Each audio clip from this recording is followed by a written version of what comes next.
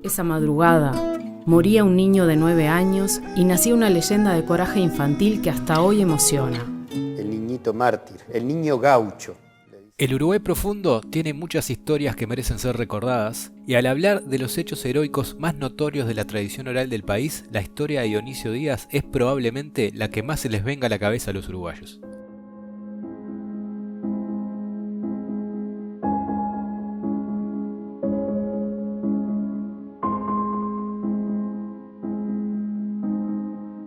Esta es la historia de un niño nacido el 8 de mayo de 1920 en un pequeño poblado de 200 o 300 habitantes, la mayoría trabajadores rurales, en el medio del departamento de 33 llamado Arroyo del Oro o Arroyo del Oro, dependiendo de la fuente, zona en la que actualmente está el pueblo Mendizábal. Eran ranchitos de fajina, piso de barro. El árbol genealógico de Dionisio Díaz es un poco complicado. Dionisio vivía con su madre, María Luisa Díaz, nacida alrededor del 1900. De acuerdo a la partida de nacimiento de Dionisio, este era hijo natural de María. Hay muchas versiones acerca de quién era su padre, pero la versión más aceptada es que se trataba de Quintín Núñez. Al mismo tiempo, Dionisio vivía con su abuelo, Juan Díaz, el padre de su madre, nacido en 1855. Juan pasó su niñez en Montevideo y luego en Carreta Quemada, en el departamento de Florida, donde se hizo carrero, oficio que se estaba extinguiendo en ese entonces por la llegada del tren y otros medios de transporte, cosa que lo amargaba. En el hogar de Dionisio también vivía su tío y padrino, Eduardo Faciolo, que en realidad no era el tío, porque era hijo político de Juan Díaz. En la zona de San José, Juan Díaz había conocido a María Rosa, la abuela de Dionisio, una italiana que había venido con su esposo, José Faciolo, que ya había fallecido, quedando María con varios hijos. Una de estas hijas, Felicia, sería madre prematuramente, naciendo así Eduardo, nieto de la abuela de Dionisio, por lo tanto algo así como su primo, pero que en ese entonces sería adoptado como un hijo más por Juan Díaz y María Rosa. En la primera década del 1900, algunas fuentes dicen 1902, Juan Díaz llegaría con su esposa María Rosa, Eduardo y una pequeña María Luisa al pueblo del Oro. Eduardo Faciolo era bastante habilidoso para la carpintería, no así para los trabajos de campo, ya que le faltaba una pierna que había sido amputada luego de ser picado por una crucera. Y por último, Dionisio vivía con su hermana, su media hermana, Marina Ramos, de 14 meses, hija de un tal Luis Ramos. La mamá de Dionisio ha tenido un segundo hijo, es una niña, Marina, y parece que la tuvo con una persona de muy mala fama dentro del pago por tratarse de un contrabandista y de un hombre muy apegado a todo lo que era el poder en ese momento, ¿verdad? Esta historia empieza exactamente 9 años después del nacimiento de Dionisio, durante su cumpleaños el 8 de mayo de 1929. Ese día, Dionisio recibe por parte de su tío y padrino un caballo de madera que hoy está expuesto en el Museo de 33. Deciden festejar el cumpleaños, cumple 9 años, y se hace presente una persona que tiene un problema serio con el abuelo. Esta persona que aparece es el padre de la hermana de Dionisio, el ya mencionado Luis Ramos. Resulta que María tenía relaciones con un señor Luis Ramos. Entonces, don Juan Díaz no lo quería. No quería esas relaciones porque no lo quería a Luis Ramos por los antecedentes que tenía. Además, Luis Ramos era hijo del zurdo Ramos, un antiguo vecino y rival de Juan Díaz, que a pesar de ya estar muerto, seguía generando rencor en el abuelo. Y el hecho de que Ramos esté juntado y tenga una hija con María había elevado bastante la amargura de Díaz. Muchos testimonios de la época describen al abuelo como un hombre callado e introvertido, pero también hay testimonios que lo describen como alguien en general bueno. Lo cierto es que la presencia de Ramos en la casa, la desaparición de su oficio y quién sabe cuántas cosas más habían hecho de Juan Díaz un hombre más introvertido y malhumorado. Todo esto sumado a que parece que Luis Ramos y María Luisa querían llevarse a los niños a un lugar más cerca del pueblo. Al día siguiente del cumpleaños de Dionisio, el 9 de mayo de 1929, el abuelo explotó de rabia. Según el relato, María Luisa y los niños iban a dormir en el mismo dormitorio del abuelo, en el suelo, porque el abuelo se estaba sintiendo mal. De repente, a eso de las 9 de la noche, Juan Díaz atacó a la madre de Dionisio mientras ésta estaba acostada. El ataque fue sorpresivo, ya que no hubo ninguna discusión o altercado previo. De repente se levantó y ya le pegó una puñalada a María. Y Dionisio intervino, se puso al medio los efectos de salvar la madre, fue cuando lo lastimó a él. ¿Te imaginas que habrá sido lo que desató la locura de Juan Díaz? Yo creo que justamente eso, ¿no? O sea, una mezcla de alcohol, soledad y bronca, ¿no? Porque también es una historia de Shakespeare, es Romeo y Julieta de alguna manera, ¿no? Es la hija que se engancha con el hijo del enemigo, ¿no? El hijo del zurdo. Entonces el viejo, digo, no lo banca, no lo tolera eso, ¿no? Y entonces eso acumulado día tras día, que tiene una hija con él, etcétera, y termina en tragedia, obviamente, ¿no? Los gritos atraen al tío, quien empezó a pelear con Juan Díaz en el patio que separaba las piezas. Una vez que se hace el enfrentamiento entre el abuelo de Dionisio y el tío, Dionisio Díaz se mantiene durante toda la noche cobijando a su pequeña hermana, ya herido. Dionisio pasa la noche escondido con Marina en sus brazos, haciendo lo posible para que no llore ni haga ruidos. El 10 de mayo, cuando aclara, emprende camino hacia la comisaría. Al aclarar se encuentra con el cuerpo inerte de su mamá y de su tío. Muchas fuentes dicen que Dionisio afirmó cortarse un pedazo de grasa que le salía de la herida. Eso habría motivado por una presión del propio vientre a que los intestinos hubieran salido para afuera, lo que motivó que Dionisio Díaz debiera adoptar una actitud muy diferente a lo que podría haber hecho cualquier ser humano, pero muy diferente, de poderse, digamos, recoger esos intestinos. Agarró una camisa, la rompió y se fajó. Y ahí agarró a Marina en brazos y marchó para la comisaría. Luego de aproximadamente 4 horas de caminata entre el quebrado campo limareño, cerca del mediodía, Dionisio deja a Marina con unos vecinos, los González, y emprende camino solo a la comisaría. Oro, mayo 10 de 1929. Señor jefe de policía de 33. Llevo a conocimiento de vuestra señoría que a la hora 10 del día de hoy se presentó a esta comisaría el menor de 9 años Dionisio Díaz, herido de una puñalada en el vientre, manifestando que el autor era su abuelo de nombre Juan Díaz, quien a su vez había dado muerte a sus hijos Eduardo y María, esta última madre del nombrado menor. Solicito presencia inmediata de médico de policía debido a la gravedad del menor.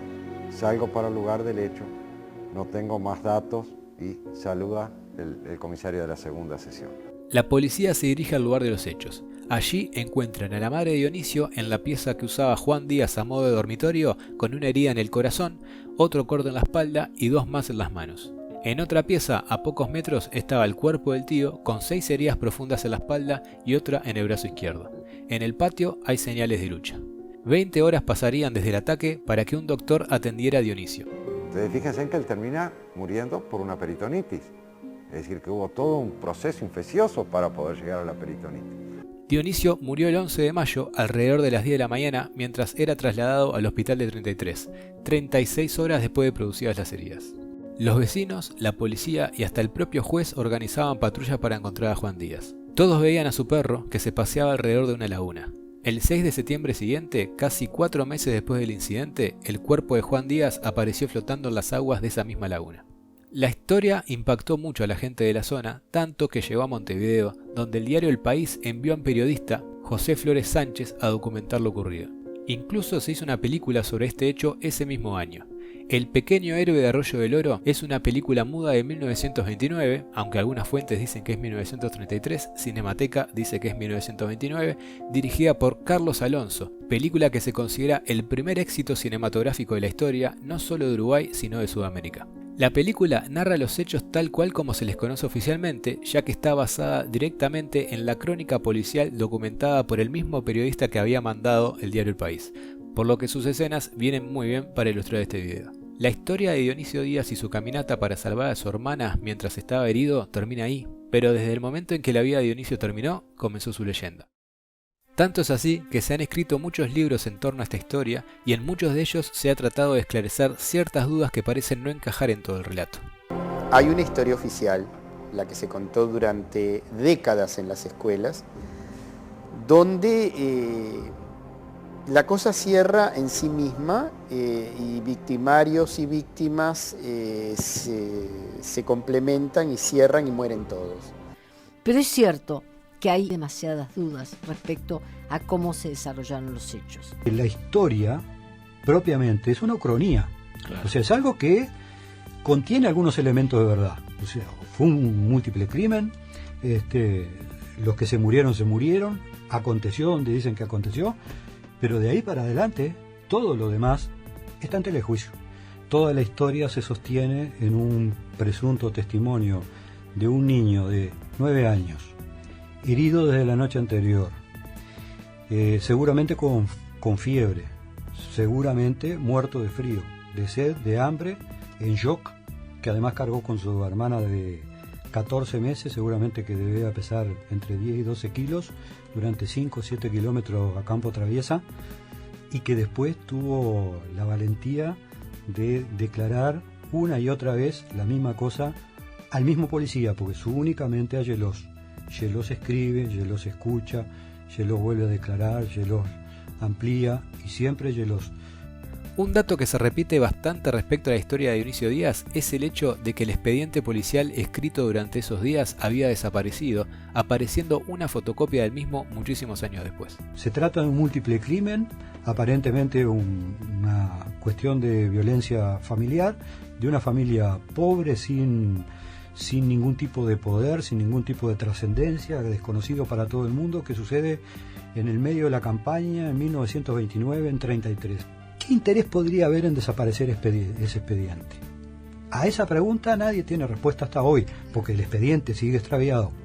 Lo que apareció fue una fotocopia que los descendientes de quien lo tenía en custodia, vaya a saber uno a título de qué, tuvieron a bien proporcionárselos al periodista Raúl Ronzoni, que estuvo años detrás de eso, y lo que obtuvo fue esa fotocopia que hoy está en la Casa de la Cultura de 33. Otro factor que se cuestiona bastante es la verdadera identidad del padre Dionisio, y cómo esto pudo influir en la historia.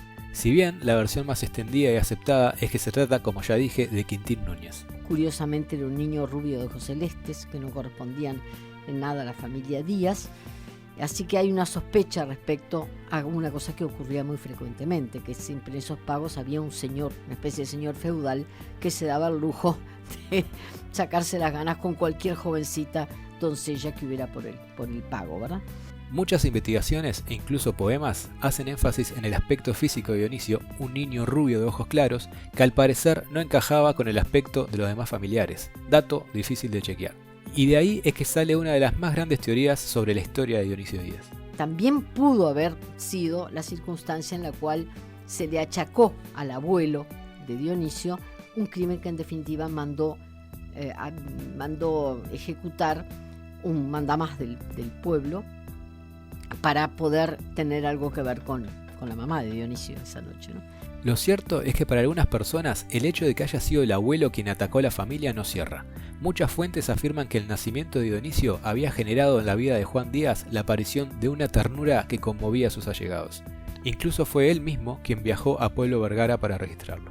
Otras dos teorías que rondan alrededor de esta tragedia le quitan totalmente la responsabilidad al abuelo. La primera teoría, que me parece la más improbable, habla de un gran festejo durante el cumpleaños de Dionisio. Baile, vecinos, policía y la ausencia del abuelo en el lugar. Básicamente, esta teoría habla del asesinato cometido por algún hombre misterioso que tenía algún tipo de interés romántico por María Luisa. La segunda teoría es bastante popular y vincula este hecho con otro crimen ocurrido tiempo antes que involucraba a gente de la zona. Según se cuenta, el crimen de la ternera fue un asesinato conocido en el que, dicen, José Saravia, un caudillo colorado de 33, mandó a matar a su esposa. Esta teoría afirma que Juan Díaz era un excombatiente colorado de la Revolución y que Saravia lo había mandado a llamar para cometer el crimen por él. Al negarse, Juan Díaz sentenció su vida y la de su familia. Esta teoría entonces afirma que Juan Díaz fue asesinado junto a su familia para que no hable acerca del crimen de la ternera. Que es muy raro que la noche haya desaparecido el abuelo, que nadie puede comprobar siquiera si estaba en el rancho, porque todo el mundo sabe que había viajado, y lo hicieron desaparecer demasiado rápidamente. Entonces, no se puede afirmar que no haya sido Juan Díaz, de la misma manera que no se puede afirmar que haya sido Juan Díaz. Entre otras cosas, porque el arma homicida nunca apareció, porque sobraban cuchillos en la escena del crimen.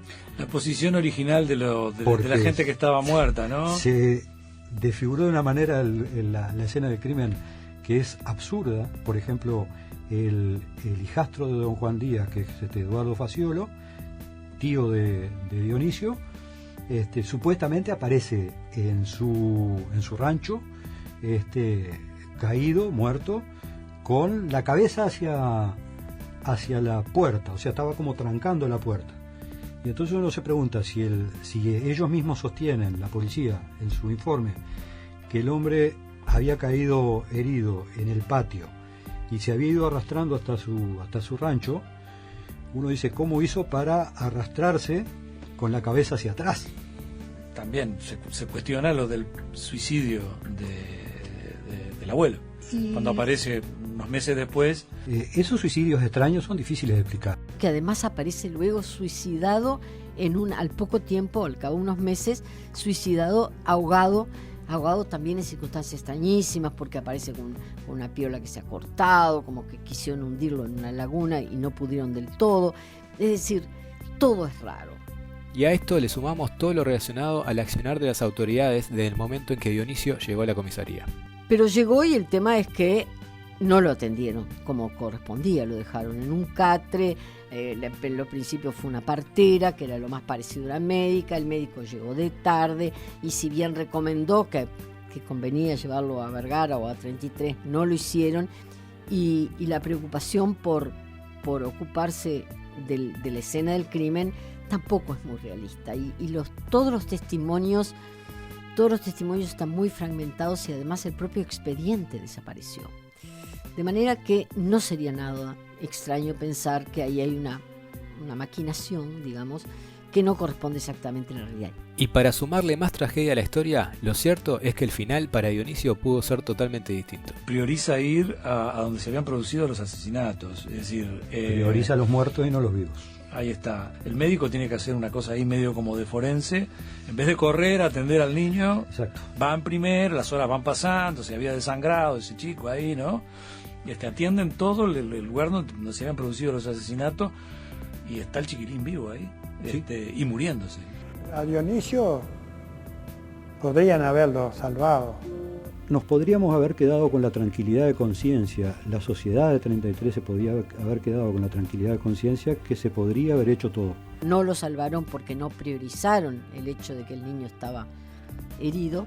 A pesar de la gravedad de sus heridas, perforaciones en el colon y en el intestino delgado que le habían generado peritonitis, los hospitales del interior de Uruguay estaban equipados para atender un caso como el de Dionisio de haber llegado antes. Y este es otro motivo por el cual se teoriza tanto respecto a la historia de Dionisio Díaz y qué pasó en realidad.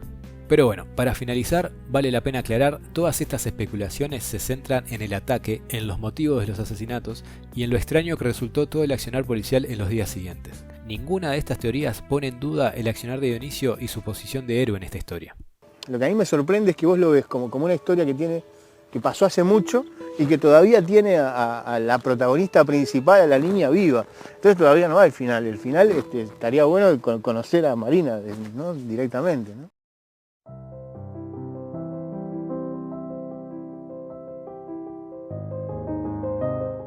Marina Ramos creció, formó su familia y se convirtió en una de las pocas personas vivas en Uruguay en tener una estatua que la representa. ¿A qué te acordás así de tu niñez? Nada, cuando era chica nada, de la escuela nomás, que cuando iba a la escuela ya era grandecita. ¿Y vos cuando eras niña pensabas que las personas que te criaban eran tu papá y tu mamá? Por supuesto, porque yo le decía papá y mamá, y como nunca se habló nada de que mi madre había muerto y mi hermano tampoco, ni mi tío ni nadie, no se mencionaba. Jamás se mencionaban para nada. ¿Esas personas que te criaron, qué vínculo familiar real tenían contigo? Bueno, ella venía a ser la madre de mi madre. Ella venía a ser mi abuela. Yo me enteré recién cuando entré a la escuela, que tenía 9 años. Bueno, lo que me contó mi maestra, que todos me querían conocer, porque esa era mi curiosidad, por qué me querían conocer. Yo pensaba que tenía un defecto, que era distinto a los demás. Entonces me dijo que no, que se había muerto mi mamá, mi tío y mi hermano. Entonces, yo tenía un hermano y no sabía, ¿viste? Pensaba yo. Entonces vine a casa y les dije, entonces me dijeron que ahí no se decía nada de eso, ahí no se preguntaba nada ni nada. Uno queda traumada, porque te imaginarás que pensabas a unas personas que decías papá y mamá, y no era papá y mamá, al final. Entonces, que después con los años conocí a mi papá. ¿Y cómo fue el vínculo tuyo con tu papá? Está bien, yo no tuve ningún problema con él. Él me buscaba siempre, pero como en la casa donde me criaban no lo rechazaban, ¿viste? Entonces, ese era el problema. Después que me casé, después de mucho tiempo, entonces, ningún problema. Él no tenía culpa de nada, pienso yo. Yo pienso que fue un mal momento del abuelo y está. Porque dice que no querían a mi padre, porque dice que estaban disgustados el padre de mi padre, o sea, mi otro abuelo con este abuelo, pero no tenía nada que ver, además vivían lejísimos uno de otro, no sé. ¿Y a vos también te había lastimado? Sí, me lastimó. Me lastimó, yo tuve por muchos años la cicatriz. Pero estás convencida de que fue tu abuelo y que... Yo pienso que sería, yo qué sé, yo no estoy convencida, porque, viste, eso es una duda, hay quien diga que otro fue que lo mató a mi abuelo. Porque se sabe tu abuelo cuándo murió. A mi abuelo lo encontraron a los 3 meses, faltaban 3 días para 3 meses cuando lo encontraron en el lago. Y no se sabe el motivo, si se suicidó, si se cayó... No se sabe nada, o por lo menos yo no sé nada. Él fue enterrado de manera discreta y en un lugar apartado. Dionisio se le hace una autopsia, lo entierran en un lugar lateral. Lo que me contaron en Tenderés es que el papá biológico, que se entera posteriormente de todo esto, desentierra su cuerpito y se lo lleva a un cementerio de campo. Pero su condición de héroe haría que poco tiempo después lo trasladaran a un lugar privilegiado para ser recordado hasta el día de hoy como un santo.